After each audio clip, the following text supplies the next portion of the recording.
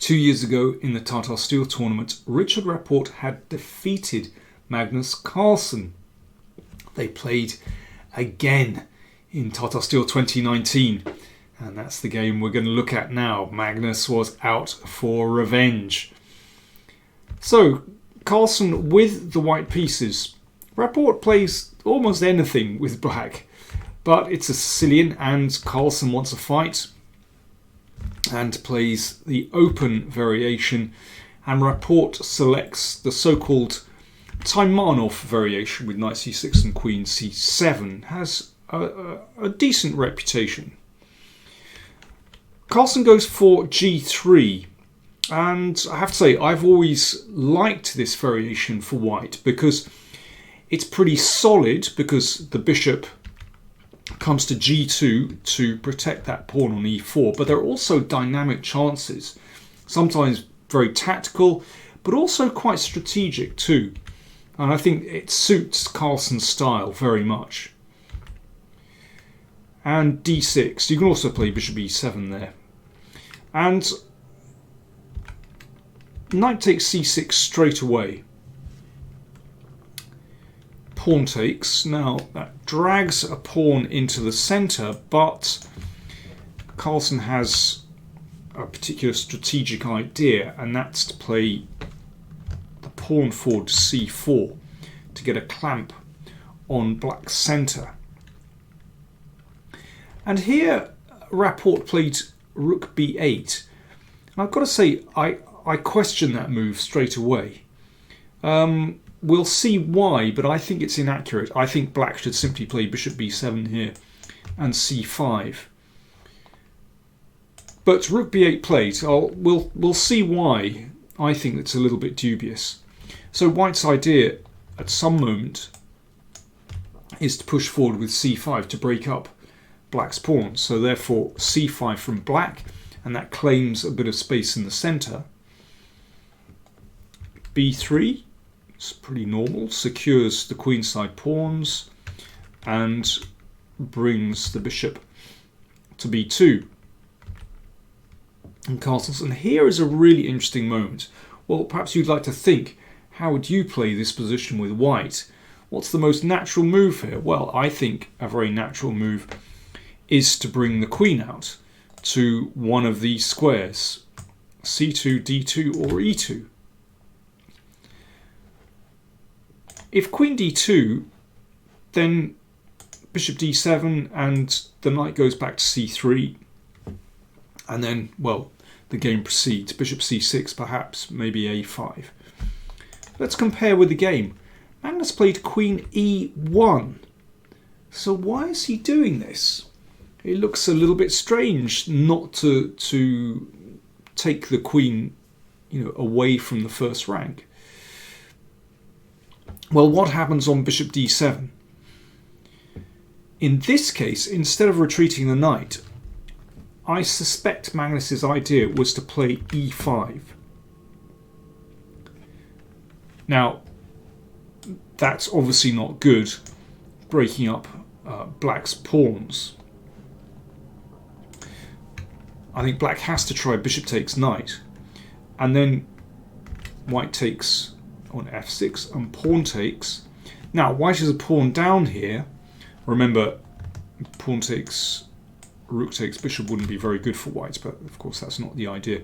But I think white just gets very nice compensation here because black's kingside is open and it's very hard to transfer pieces from across the board to defend. So in this position, I think White does not have some kind of crushing attack here, but I think if white builds up very steadily and plays the queen over and maybe a little later on a rook lift as well, I think white has very good compensation for the pawn. I suspect that was Magnus's idea behind queen e1.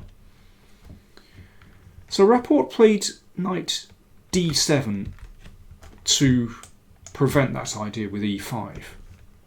And now rook d1, bishop going to b7, and queen c3, threatening a checkmate. So Rapport defends against that, and the queen just nudged back to d2. So an exchange of bishops would simply leave the d pawn too vulnerable, so the bishop goes back to e7. And Carlsen repeated moves. So we're back at this position. And then he played f4. So now he's going for it. Basically, that little maneuver with queen e1 just prevented black from knocking that knight back. And it's bought white time. And suddenly, this is actually a really dangerous threat. To play e5, exploiting that pin. So, for example, if, let's say, bishop c6, that's kind of the move we want to make to drive the knight back. But then e5 is really nasty. Just exploiting the pin on the d file. So bishop takes, queen takes, and you can see the knight on d7 is unprotected.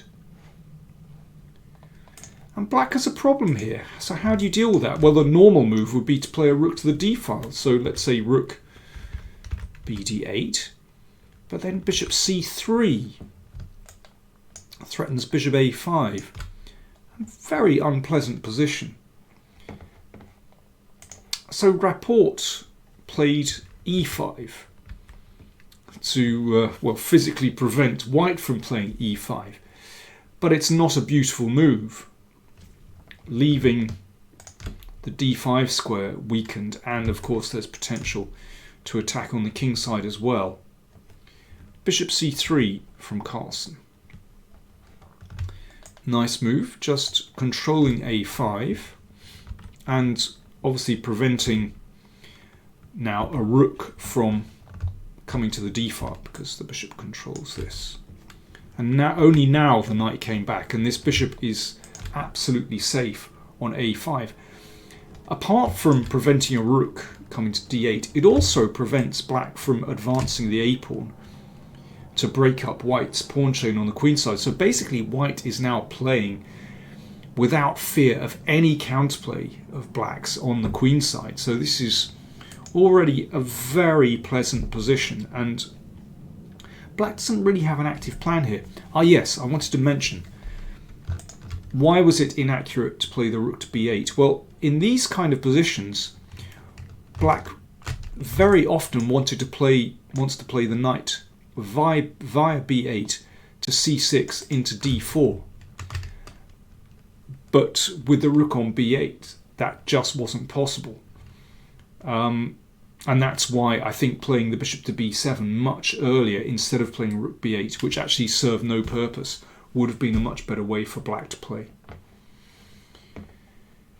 Okay, so this is the game continuation. I mean, black can shuffle here along the 8th rank, but there's no really active plan. And, you know, white has lots of ideas here, maybe attacking down the f file, maybe just pushing forward on the king side and with a pawn storm there, maybe bishop h3. Instead of that, lots of ideas. But Rapport took on f4. He obviously felt the need to do something, but it doesn't really improve black's position. And now e5 is, well, the same idea as before, exploiting this pin on the d file. So black has to take, and then if queen takes g2, king takes g2, black can't take on e5 because of the pin, and, well, white is just going to win that pawn on d6. So pawn takes e5. Now, obviously, if queen takes queen, rook takes, and that knight is then defended. But Carlsen has spotted a really nice way to get the initiative on the king side, and that's just to throw the knight into d5. Wonderful square. I mean, that highlights the problem behind playing e5, of course. And then he's going to turn his attention to the king side. Just have a quick look at what happens after pawn takes pawn. e4 was played in the game, but what about pawn takes pawn on f4? Well, now the tactics just work in white's favour. Attacking the bishop and if the bishop retreats, you can take. Now the queen is undefended, so knight check, followed by queen takes queen. Okay, let's go back. So e4 was played, and now it's just a case of turning back to the king side. So threatening mate on g7. f6 played, and now Carlsen just plays king h1. Didn't bother recapturing the pawn. He's just going to attack here. And have a look. Every single one of white's pieces can join the attack. Whereas for black, it's not so difficult to shift the pieces over. I mean, well, the queen is the wrong side for the moment. But look at that knight. Very poorly placed. The pieces actually tread on each other's toes. Rook g1, threatening mate. Rook can't come to g8 because the bishop will be on prise. So bishop f8 protects the pawn. And now this is such a cool move and so typical of Magnus. In fact, it reminds me of a game where he crushed Vichy a few years ago from a bishop b5 Sicilian, where he also just blockaded and then went for it on the king side. So blockades the pawn, makes way for the rook down here, and the knight can come over to join the attack as well. Queen c6 played, and the rook just shifts to the king side. Queen h3 threatens check and mate next move. So g6, h6 is possible, but it doesn't really change the outcome at all. The rook came back. And by this stage, there are actually many different ways for white to play the position. But, well, Magnus selects a very direct way anyway. So that rook sort of tries to defend here, but f5. Knight e5. Of course, if g5, then that can actually be taken because of the pin. So knight e5 tries to block things out, but knight d5, the knight hops back again, hitting rook and pawn. And the rook came to d6, and now Magnus finished with a flourish. He took on g6. That's a very neat tactic. Bishop takes pawn. If the king comes to g8, then we can take here and win the queen. So rook takes bishop, and now here we go. Rook takes pawn check, and here Rapport resigned. If queen takes rook, we take on f6, and take the rook, and white is a whole exchange up, and with a very simple win. Well, that was a pretty convincing win from Carlsen. Everything just works so well. He said after the game that he didn't think it was a masterpiece. He said, "I think I had a very nice position, and it kind of played itself." Well, it seemed to, when we play through it now. Yes, it seems to play itself, but I have to say, coming back here, Queen e1 was a very clever move. He thought for 11 minutes over that one. That was a star move.